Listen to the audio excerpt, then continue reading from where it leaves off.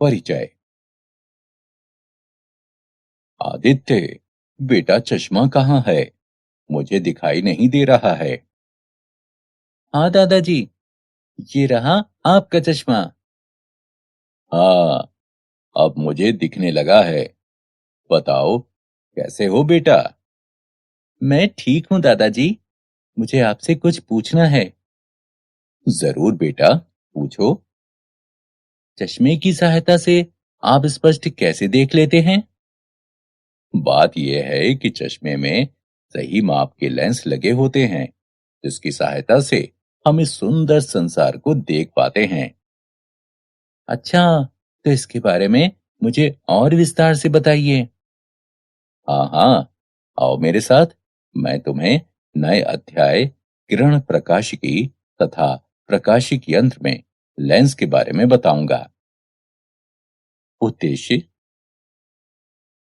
इस पाठ के अंत में आप निम्न करने में सक्षम हो जाएंगे। गोलीय सतहों से अपवर्तन की व्याख्या करना, लेंस बनाने वाले सूत्र का उपयोग करना, अपने लेंस सूत्र का उपयोग कर प्रतिबिंब का स्थान ज्ञात करना, प्रिज्म से होकर अपवर्तन की व्याख्या करना, प्रिज्म द्वारा प्रकीर्णन की व्याख्या करना, मानव नेत्र के कार्य की व्याख्या करना, सूक्ष्मदर्शी के कार्य की व्याख्या करना, दूरबीन के कार्य की व्याख्या करना, गोलीय सतहों तथा लेंस द्वारा अपवर्तन, गोलीय सतहों पर अपवर्तन। दिए हुए चित्र में दो माध्यमों को पृथक करने वाले एक उत्तल अपवर्तक सतह को दिखा रहा है।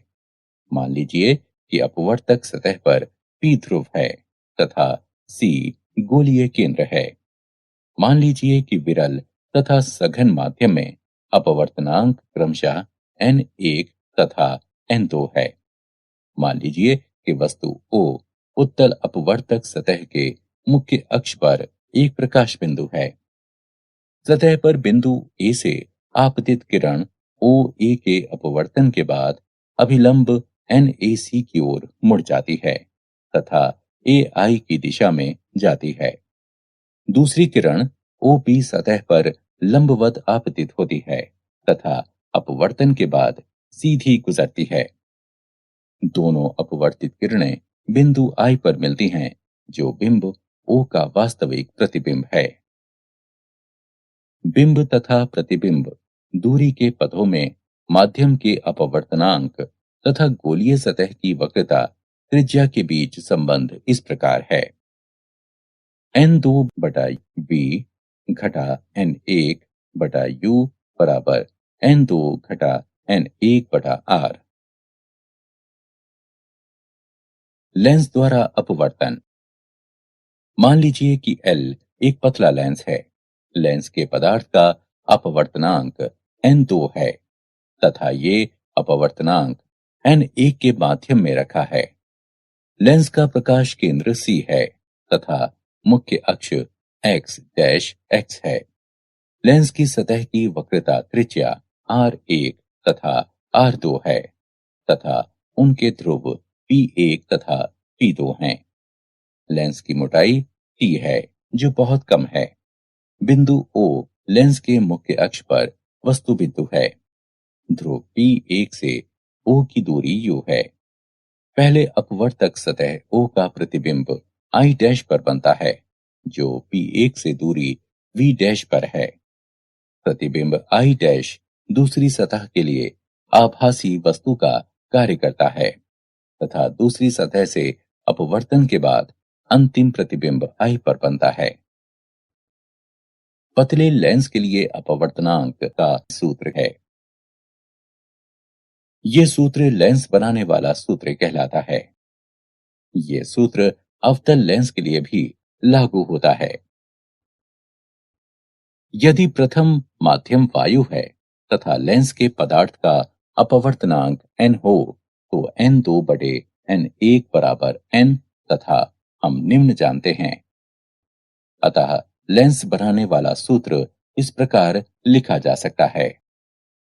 ये पतला लेंस सूत्र कहलाता है। प्रकाश के वास्तविक स्रोत की ओर के बिंदु को प्रथम फोकल बिंदु, जबकि दूसरी बिंदु को द्वितीय फोकल बिंदु कहते हैं। लेंस के आवर्धन m को प्रतिबिंब के आकार तथा वस्तु के आकार के अनुपात के रूप में परिभाषित करते हैं।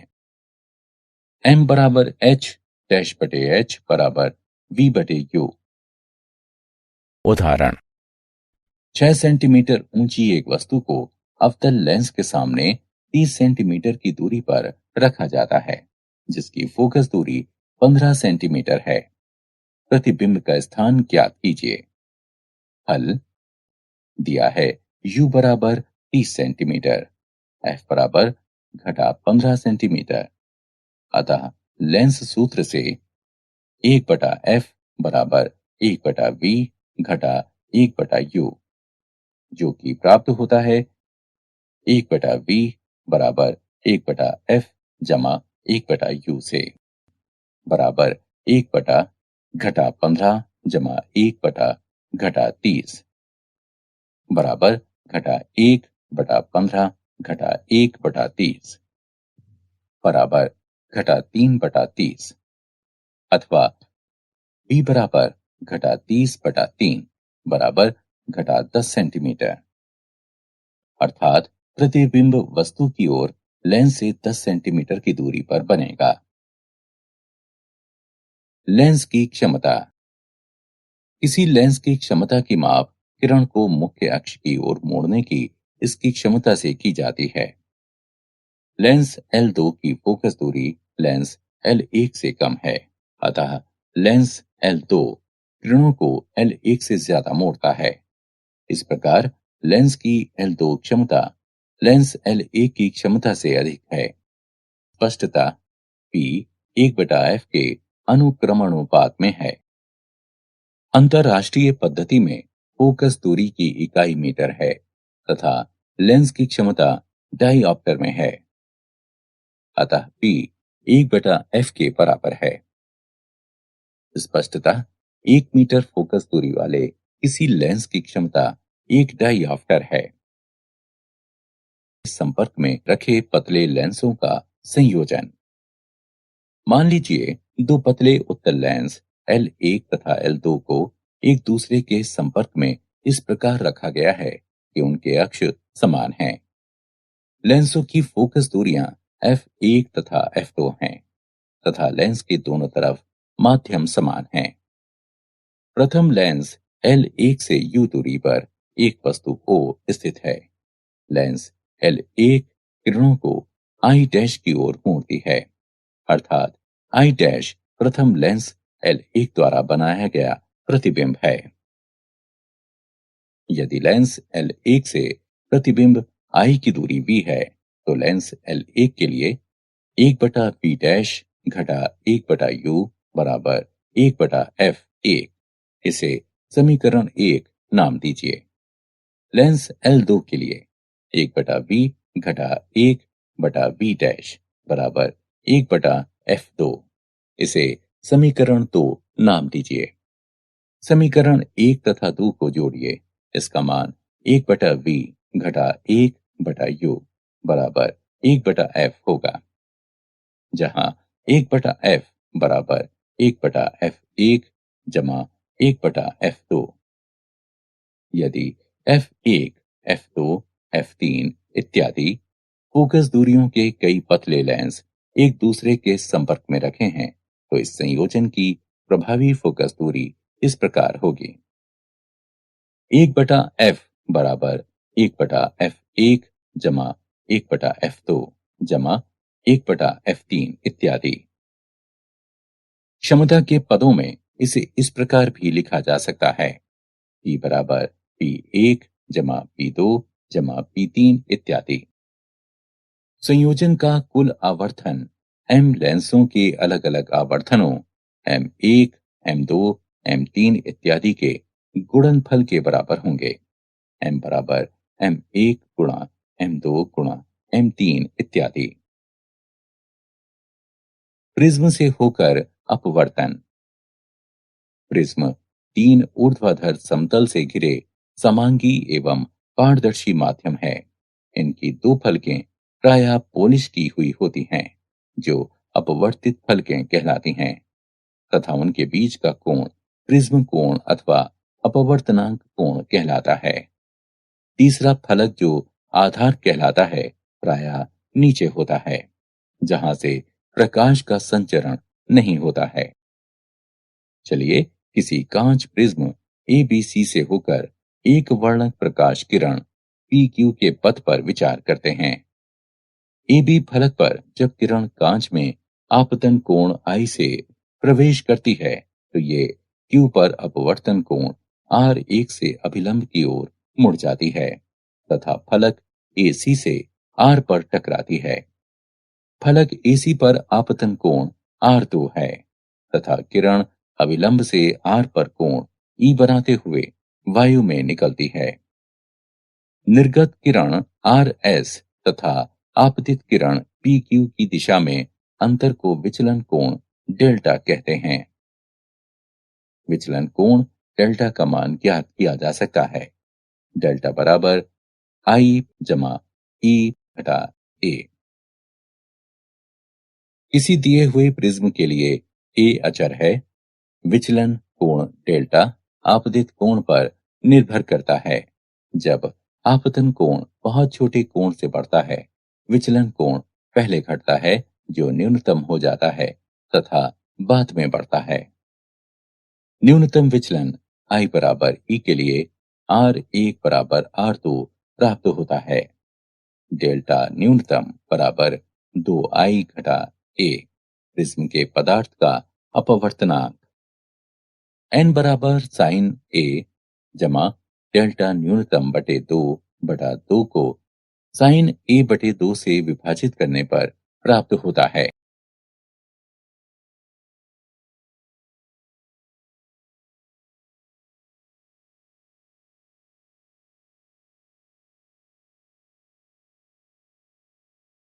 प्रिज्म द्वारा परिक्षेपण। श्वेत प्रकाश का संघटक रंगों में विपाटन परिक्षेपण कहलाता है। रंगों के घटक क्रम में इस प्रकार प्राप्त होते हैं: बैगनी, नीला, आसमानी, हरा, पीला, नारंगी और लाल। बैंगनी प्रकाश के विचरण कोण अधिकतम तथा लाल प्रकाश के न्यूनतम होते हैं। अतः जब श्वेत प्रकाश प्रिज्म में प्रवेश करता है, तो भिन्न रंगों की किरणें भिन्न दिशाओं में अपवर्तित होती हैं तथा इसलिए भिन्न भिन्न दिशाओं से आती हुई प्रतीत होती हैं। श्वेत प्रकाश के परिक्षेपण पर न्यूटन के क्लासिक प्रयोग। सर आइजक न्यूटन द्वारा किया गया प्रयोग। उन्होंने दूसरे प्रिज्म P2 को एक अन्य प्रिज्म P1 के सामने उल्टा करके इस प्रकार रखा कि पहले प्रिज्म P1 से निर्गत किरण प्रिज्म P2 पर पड़े, तो प्रिज्म P2 से निर्गत किरण श्वेत प्रकाश होगी। सूर्य प्रकाश के कारण होने वाली कुछ प्राकृतिक घटनाएं। इंद्रधनुष। ये पृथ्वी के वायुमंडल में उपस्थित जल की बूंदों द्वारा प्रकाश के परिक्षेपण का एक उदाहरण है। ये घटना जल की गोलीय बूंदों द्वारा अपवर्तन तथा आंतरिक परावर्तन के संयुक्त प्रभाव के कारण होती है। प्राथमिक इंद्रधनुष। जब सूर्य का प्रकाश जल की बूंदों पर पड़ता है, तो भिन्न भिन्न किरणें भिन्न भिन्न विचलन कोण बनाती हैं। जब किसी किरण का दो अपवर्तन तथा एक आंतरिक परावर्तन होता है, तो प्राथमिक इंद्रधनुष बनता है। लाल किरण की तीव्रता अधिकतम 42 डिग्री तथा जामुनी किरण की तीव्रता 40 डिग्री होती है।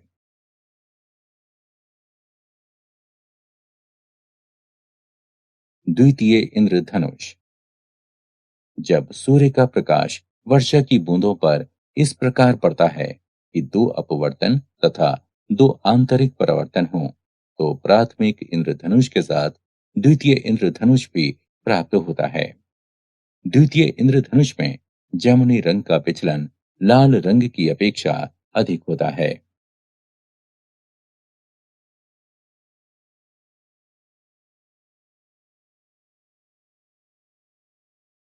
प्रकाश का प्रकीर्णन। जब साधारण प्रकाश अत्यधिक छोटी वायु कणों, धूल तथा धूम्र कणों इत्यादि वाले वायुमंडल से गुजरता है तो ये अपने पथ से प्रकाश तरंग तथा लक्ष्य कणों के वैद्युत क्षेत्र सदिश की पारस्परिक क्रिया के कारण विचलित हो जाता है। ये घटना प्रकीर्णन कहलाती है तथा विचलित प्रकाश को प्रकीर्णित प्रकाश कहते हैं।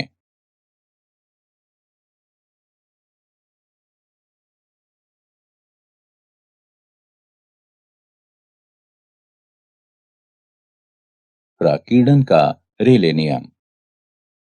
सूक्ष्म कणों यानी प्रकाश के तरंगदैर्घ्य की विमाओं से प्रकीर्णित प्रकाश की तीव्रता प्रकाश के तरंगदैर्घ्य के चतुर्थ घात के व्युत्क्रमानुपाती होती है।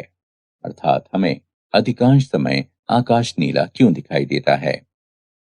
सूर्य का प्रकाश पृथ्वी के वायुमंडल में पहुंचता है तथा वायु तथा धूल कणों द्वारा सभी दिशाओं में प्रकीर्णित हो जाता है।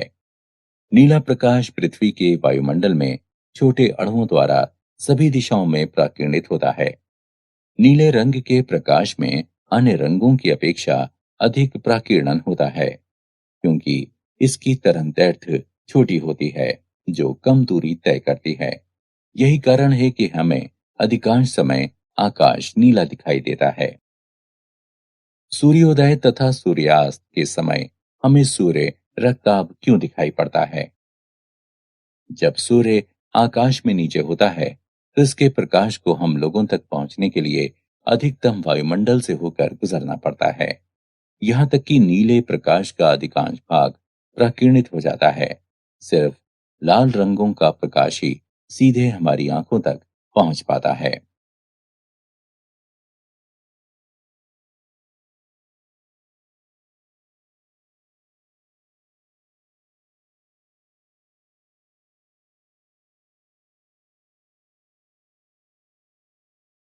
प्रकाशिक यंत्र, नेत्र।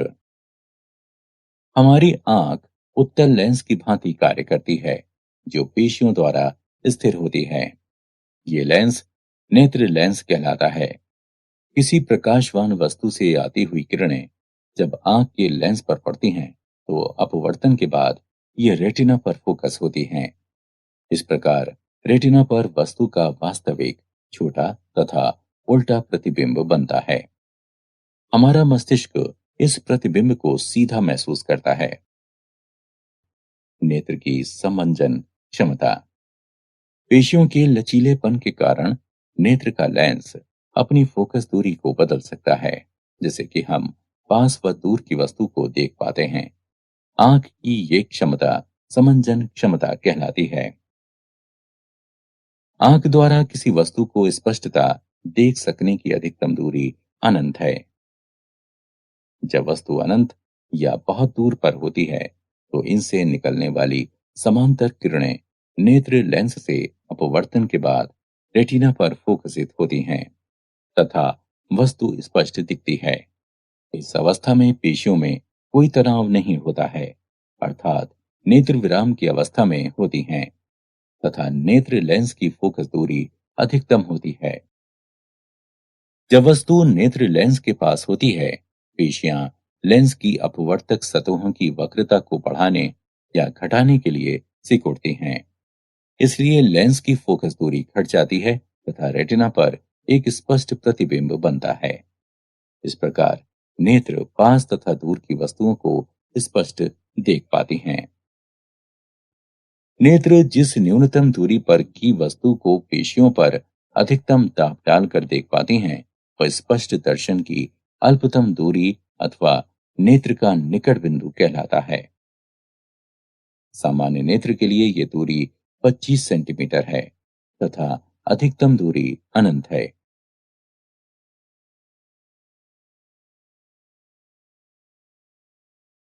प्रकाशिक यंत्र, नेत्र। पुतली। पुतली का कार्य नेत्र में प्रवेश करने वाले प्रकाश की मात्रा को नियंत्रित करना है। जब प्रकाश अधिक होता है तो पुतली स्वभावतः सिकुड़ जाती है तथा जब प्रकाश मंद होता है तो पुतली अपने आप विस्तारित हो जाती है। ये प्रक्रिया अनुकूलन कहलाती है। दृष्टि की संवेदनशीलता। जब नेत्र किसी वस्तु को देखते हैं तो नेत्र के सामने से वस्तु को अचानक हटा लेने के बाद रेटिना पर बन रहा वस्तु का प्रतिबिंब अचानक गायब नहीं हो पाता है। यह अनुभव लगभग 10वें सेकंड की लघु अवधि तक भी होता रहता है। इसे दृष्टि की संवेदनशीलता कहते हैं। वो स्थान जहां पर दृग तंत्रिका नेत्र में प्रवेश करता है प्रकाश के प्रति असंवेदनशील होता है तथा ये काला धब्बा कहलाता है।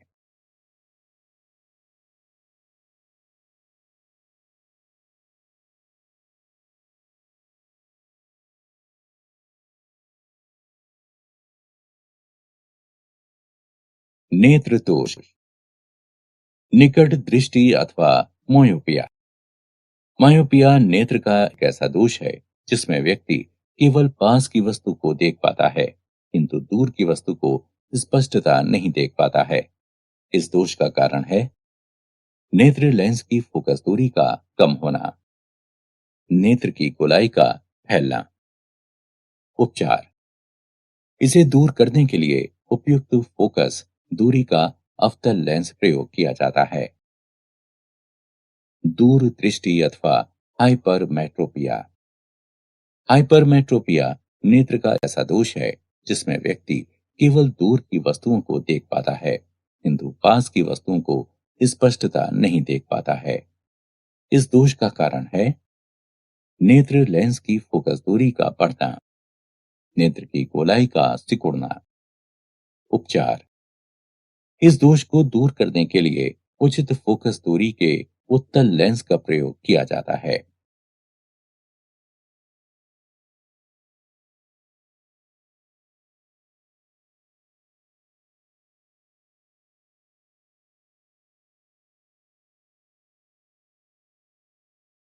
नेत्र दोष। प्रेसबायोपिया। बढ़ती उम्र में नेत्र लेंस फोकस दूरी को बदलने की अपनी क्षमता खो देती हैं। इसके परिणाम स्वरूप नेत्र का निकट बिंदु दूर विस्थापित हो जाता है तथा दूर का बिंदु अधिक पास आ जाता है जिससे कि नेत्र पास की वस्तु तथा दूर की वस्तु को नहीं देख पाते हैं। नेत्र का ये दोष प्रेसबायोपिया कहलाता है। इस दोष को द्विफोकल लेंस के प्रयोग द्वारा दूर किया जाता है। एस्टिग्मेटिज्म। नेत्र का ये दोष जिसमें समान दूरी की क्षैतिज तथा ऊर्ध्वाधर वस्तुएं रेटिना पर फोकस नहीं हो पाती हैं, एस्टिग्मेटिज्म कहलाती हैं। एस्टिग्मेटिज्म दोष का उपचार सिलिंड्री या बेलनाकार लेंस के प्रयोग द्वारा होता है।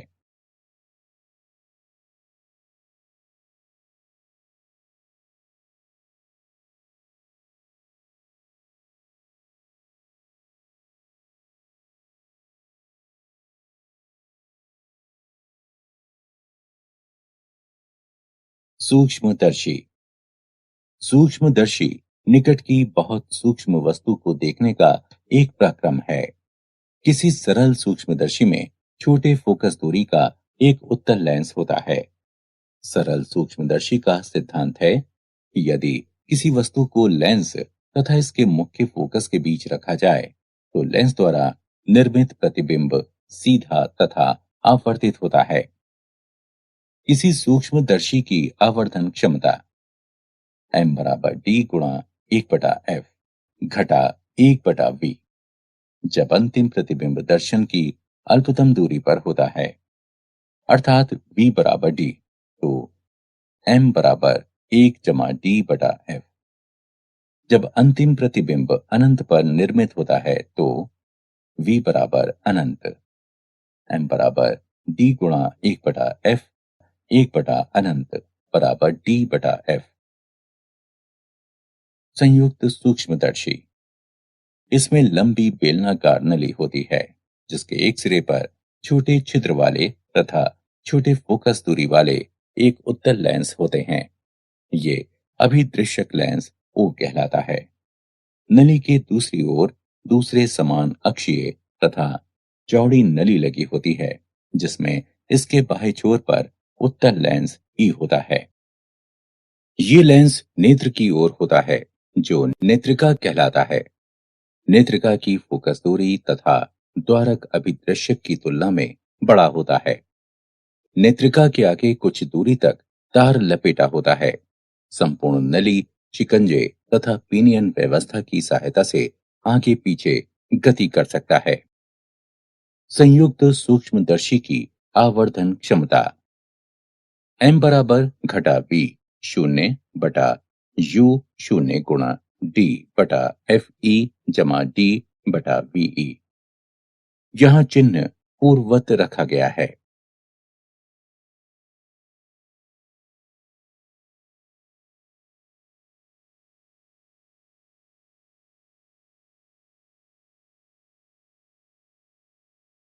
दूरबीन।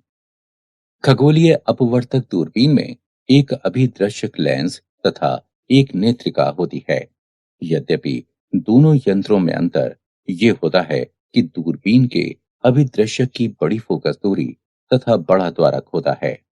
दूर स्थित वस्तु से प्रकाश अभिदृश्यक में प्रवेश करता है तथा इसका वास्तविक प्रतिबिंब नली के अंदर बनता है। नेत्रिका, जिसका प्रयोग एक सरल आवर्धक के रूप में होता है, अंतिम प्रतिबिंब को उल्टा करके दिखाता है। जब अंतिम प्रतिबिंब अनंत पर बनता है, अभिदृश्यक लेंस दूर से आती हुई वस्तु की समांतर किरणों को प्राप्त करता है। इस प्रकार एक प्रतिबिंब आई मुख्य फोकस f शून्य पर बनता है, क्योंकि अंतिम प्रतिबिंब अनंत पर है। अतः आई को नेत्रक के मुख्य फोकस एफ ई पर होना आवश्यक है। इस प्रकार एफ ई तथा एफ शून्य समान स्थल पर हैं। सामान्य समंजन में किसी दूरबीन की आवर्धन क्षमता प्रतिबिंब द्वारा नेत्र पर निर्मित कोण तथा सीधे वस्तु द्वारा बनाए गए कोण के अनुपात में होती है, जबकि बिंब तथा प्रतिबिंब दोनों ही अनंत पर होते हैं।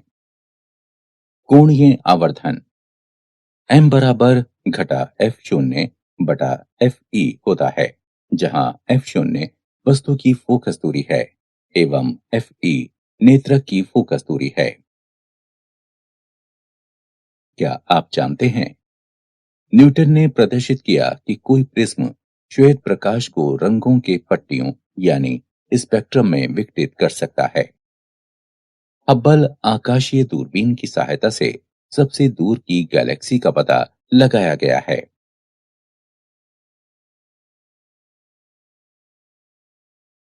सारांश।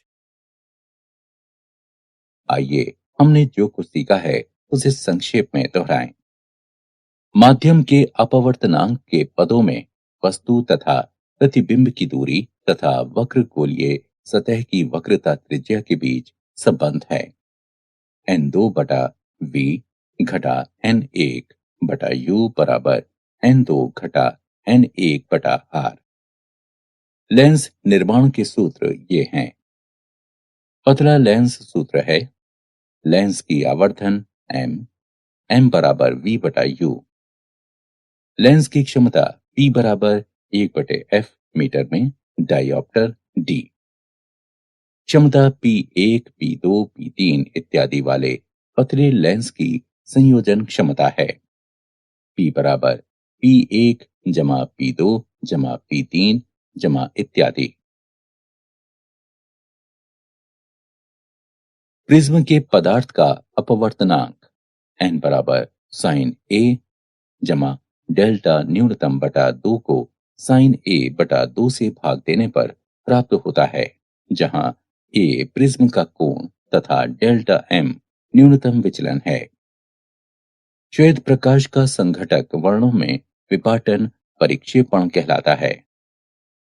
सूक्ष्म कणों प्रकाश के तरंग दैर्ध्य की विमाओं से प्रकीर्णित प्रकाश की तीव्रता प्रकाश के तरंग दैर्ध्य के चतुर्थ घात के व्युत्क्रमानुपाती होती है, अर्थात आई 1/लैम्ब्डा की घात 4 के अनुक्रमानुपाती होती है।